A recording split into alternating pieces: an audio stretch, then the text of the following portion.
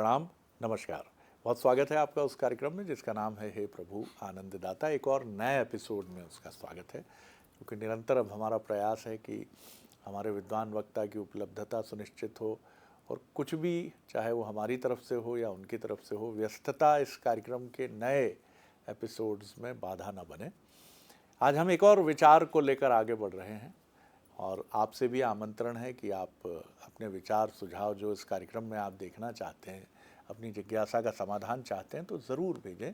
हमारा WhatsApp number लगातार reflect होता है 7000969440। और हम तो बात करके ही जब आनंदित होते हैं, तो इसको जब एक तटस्थ दर्शक की तरह आप वहाँ सुनते होंगे तो कितना आनंद होता होगा। आज हरिवंश राय बच्चन जी के कथन को मैं अपने विद्वान वक्ता, भगवद गीता के अध्येता, मानस मर्मज्ञ प्रोफेसर डॉक्टर सुरेंद्र बिहारी गोस्वामी जी के समक्ष रख रहा हूँ।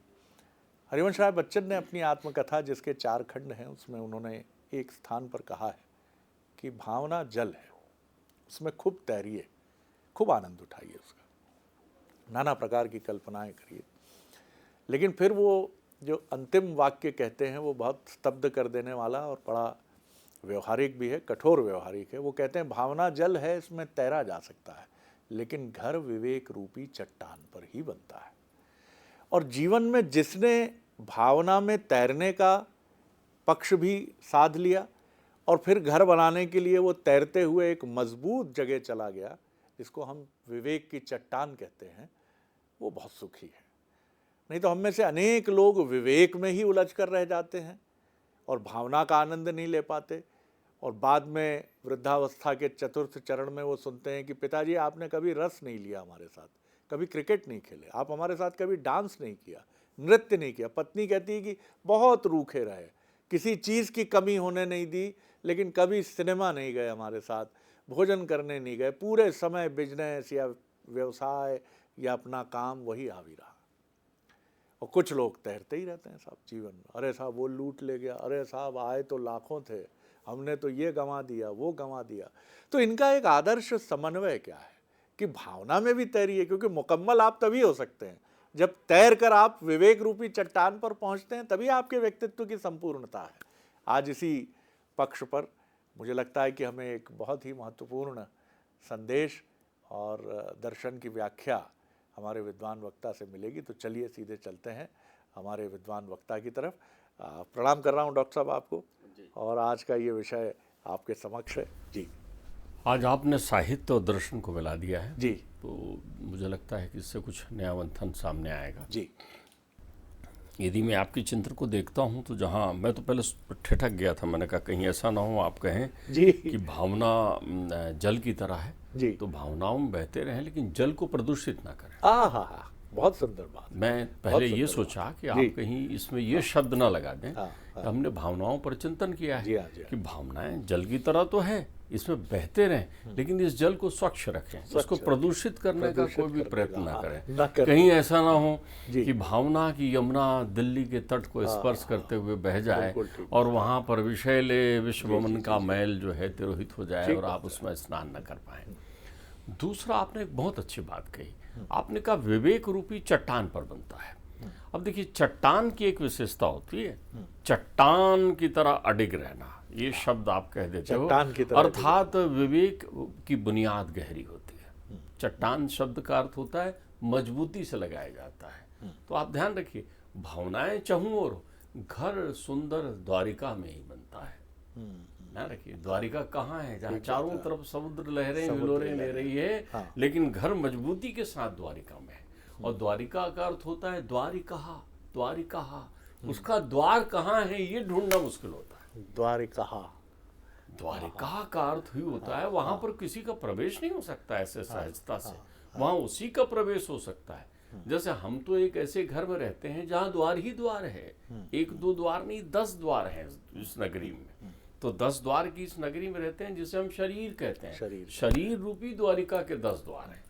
तो वहां तो ये प्रश्न है कि द्वार है ही नहीं, अर्थात जैसे ही आप भावनाओं के जल से शुद्ध होकर पहुंचते हैं, द्वार खुल जाता है आपका। विवेक वहां खुल जाता है जहां भावनाएं विशुद्ध होती हैं। तो चट्टान का अर्थ होता है बुनियाद, बुनियाद का अर्थ होता है आधारशिला। आप ऐसी मजबूत आधारशिला रखिए। ध्यान रखिए, युग बीतता है, जहाँ पिताजी भी थे, जहाँ दादाजी भी थे, जहाँ परदादा भी थे, वो निकल कर जाते हैं ना, तो उन परंपराओं के द्वारा जो कुछ भी बुनियाद का निर्माण होता है वो विवेक रूपी चट्टान में होता है। हाँ। तो अगर आपने घर का निर्माण किया है, वहाँ परंपराएं हैं कि नहीं, वहाँ मर्यादाओं की मजबूती है कि नहीं, वहाँ अनुशासन नहीं स्व अनुशासन है कि नहीं। देखिए ध्यान रखिएगा, अनुशासन शब्द को लगा देने मात्र से अनुशासन बंधन नहीं होता, मर्यादा बंधन नहीं है, कतई नहीं। आप ध्यान रखिए, मर्यादा में समुद्र है। हाँ। बहुत सुंदर उदाहरण जो है, समुद्र अपनी विनती करते हुए राम से कहते हैं, मर्यादा पुनि तुमरी कीनी, तुम्हारे द्वारा ही ये मर्यादा सुनिश्चित की गई है परमात्मा, मैं कैसे बंध जाऊं, मैं कैसे रास्ता दे दूं। आपने बताया है कि मुझे अपनी मर्यादा में रहना है। वैसे ही विवेक कब निर्माण, विवेक रूपी घर का निर्माण कब होता है? जहां मर्यादा है, जहां अनुशासन है। अब अनुशासन बंधन नहीं, अनुशासन में तो एक बात समझिए, अनुशासन स्वतंत्रता का परिचायक है। अनुशासन, अनुशासित व्यक्ति स्वतंत्र होता है। यहाँ बहुत गहराई से है का कार्य। मैं भी यही अनुशासन में स्वतंत्रता होती है। हाँ। जैसे हम भारत के एक स्वतंत्र नागरिक हैं, तो अब अनुशासन हमारा आभूषण है, हमको पहनना ही है अनुशासन, तब हम स्वतंत्र हैं। और अगर अनुशासन को स्वीकार नहीं किया तो हम स्वच्छंद हैं। बहुत गहरी बात। उतना ही अंतर है जितना स्वच्छंद और स्वतंत्र में। तो स्वच्छंद कौन होगा? स्वच्छंद वही होगा ना जिसके पास मर्यादा नहीं होगी। तो फिर वो प्रदूषित जल है, प्रदूषित जल है। जल में बहते रहिए, ये शब्द ठीक है, लेकिन ये गूढ़ बात है। आप कौन से जल में बहेंगे? जो अविरल बह रहा है, और जो अविरल बह रहा है वो प्रदूषित नहीं है। नदी का अर्थ ही होता है बहना। स्वच्छंद आचरण जल को प्रदूषित करता है, प्रदूषित करता है। स्वच्छंद आचरण अवरोध है, वो फिर एक गड्ढा बना देता है। आप भले चाहे बोलचाल में कहें कि आप कूप मांडूप हैं, लेकिन कूप मांडूप स्वच्छंद होता है, स्वतंत्र नहीं होता। स्वतंत्र तो चारों ओर उड़ता है। बहुत सुंदर। वो पक्षी स्वतंत्र है, कितनी गगन में उड़ने वाला पक्षी स्वतंत्र है। ये हवाएं स्वतंत्र हैं, लेकिन ये मर्यादाओं में बंधी है। जिस पल ये हवाएं चलने वाली प्रकृति प्रदत्त अपनी मर्यादा को तोड़ देती हैं, उस पल ये विनाशकारी हो जाती। जिस पल समुद्र अपनी मर्यादा को तोड़ देता है, फिर तूफान उठता है, फिर आप घबराते हैं, तट के किनारे डोलने और हिलने लगते हैं। इसलिए उन्होंने कहा है कि बहते हुए जल में चट्टान पर बुद्धि, विवेक रूपी चट्टान। उन्होंने एक नया शब्द का उपयोग किया है, विवेक का। ध्यान रखिएगा, हम इस पर अपनी कई बार बात हो गई है। कबित विवेक एक नहीं मोरे, और सत्य कहूं लिख कागद कोरे। तुलसी भी इस विवेक का उपयोग कई बार करते हैं इस शब्द का। चूंकि ये साहित्यकार हैं, इसलिए मुझे वो तुलसी की वो साहित्यिक पंक्तियां याद आ गई। अब आप ध्यान रखिएगा, कहूं न कछु कर युक्ति विशेषी, और ये सब मैं निज नैनन देखी। तुलसी की दोहावली के प्रसिद्ध मुहावरे हैं, तो प्रसिद्ध दोहे हैं उनके।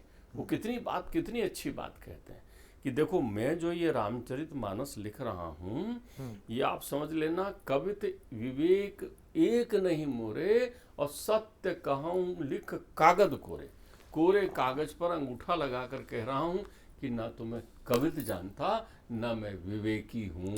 हो प्रणाम है बाबा को।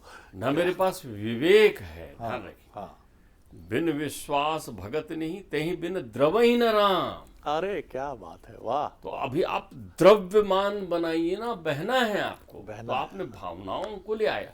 भक्ति बहता हुआ जल है, भक्ति बहता हुआ जल है, और भगवान घर है। वाह। और भगवान घर है। कौन सा घर? वो जल में स्थित चट्टान है। वो जब आप जल में स्थिरता के साथ रह जाते हैं, तब ना मंथन होता है। आप ध्यान रखिएगा, मंदिराचल आया जल में स्थित होने के लिए, मंदिराचल पर्वत आया जल में स्थित होने के लिए, लेकिन वो जल में स्थित नहीं हो सकता था। क्यों नहीं हो सकता था? वहां विवेक रूपी कछुए का संबल नहीं था।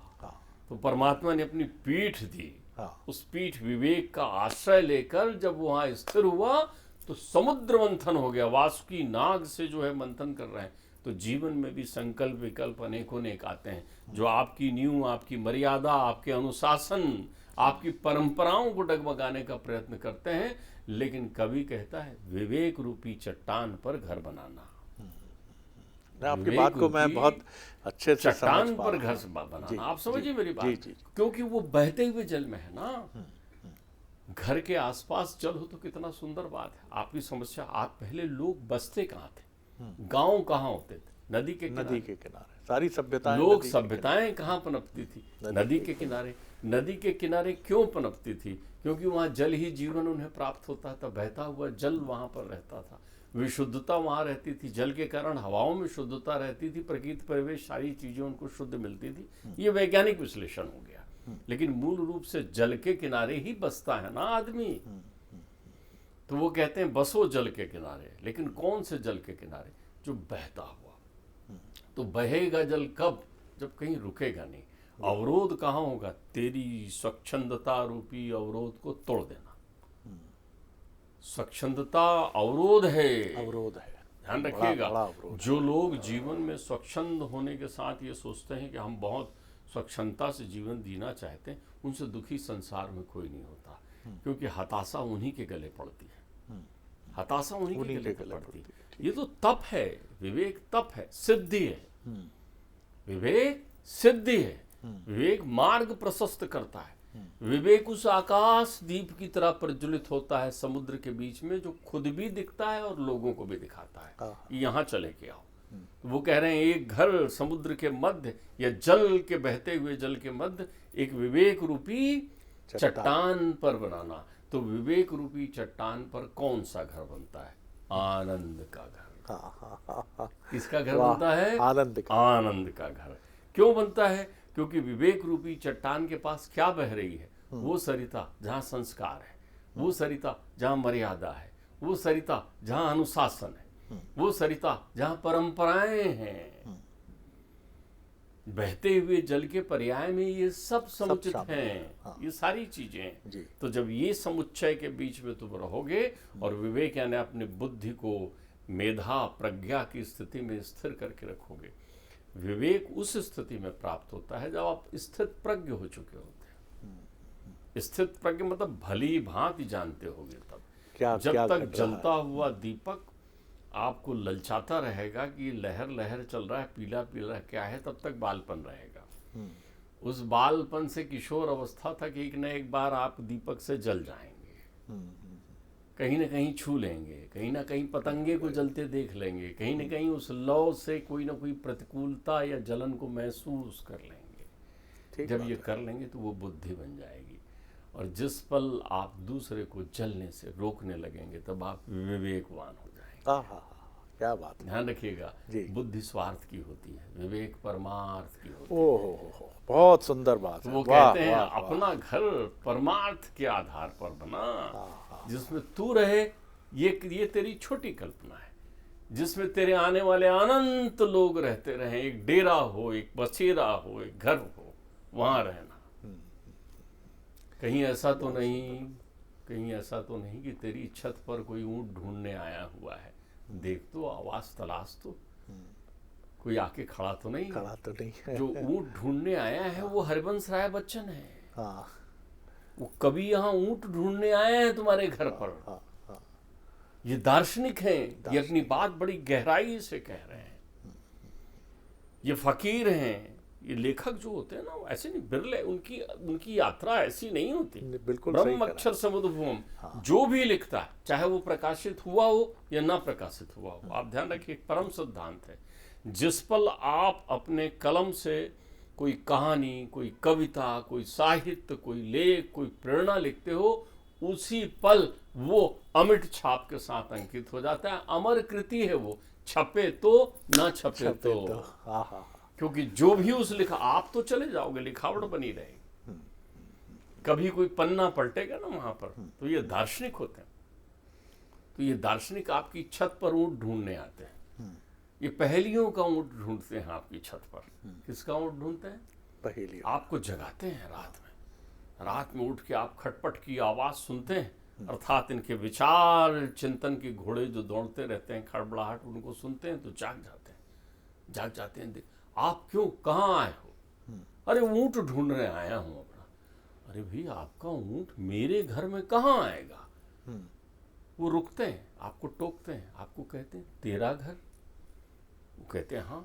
बोले पहले भी मैं ऊंट ढूंढने आया था, तब कोई दूसरा आदमी मिला था, उसने कहा था ये घर मेरा है। बोले वो तो मेरे पिताजी थे। अच्छा उनका घर नहीं था, तो फिर तेरा घर कैसे हुआ? जब उनका घर नहीं था तो तेरा घर कैसे हुआ? तो बोले फिर बहते रहा, तू बहा नहीं ना, इसलिए घर में नहीं रुका। अगर बहता ना तो रुक जाता। ध्यान रखिएगा, बहते हुए रुकने का बड़ा आनंद है साहब। जो लोग बड़ी गहरी जीवन बात में है। बहते हैं ना, वो उनके रुकने का बड़ा आनंद है। बहते रहें और रुक जाएं, बहते रहें और रुक जाएं।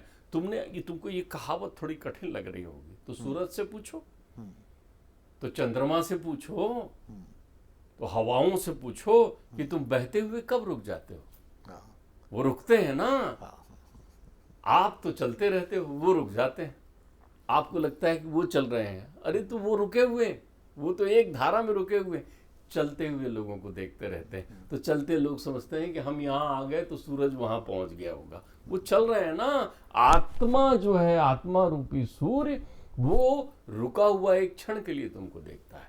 ऋतम पबंतो, वो सत्य का पान जब आप करते हो तब वो रुक जाता है बहता हुआ, वो साक्षी मात्र रहता है। वो देखता है कि इस नाशवान शरीर में रहकर भी तुमने बहने की कला सीख ली। तुलसी इसी को कहते हैं, लड़काई की तैरवी तुलसी बिसरत नाई।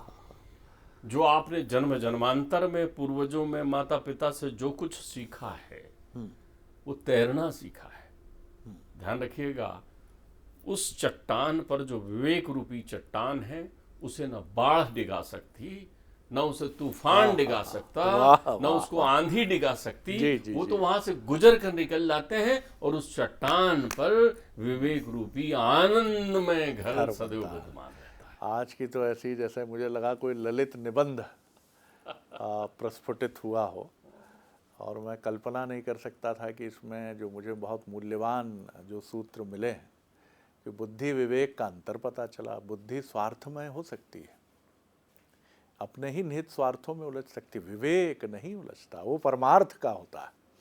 चलते चलते रुकना जिसने नहीं सीखा, वो जीवन को ही नहीं समझ सकता।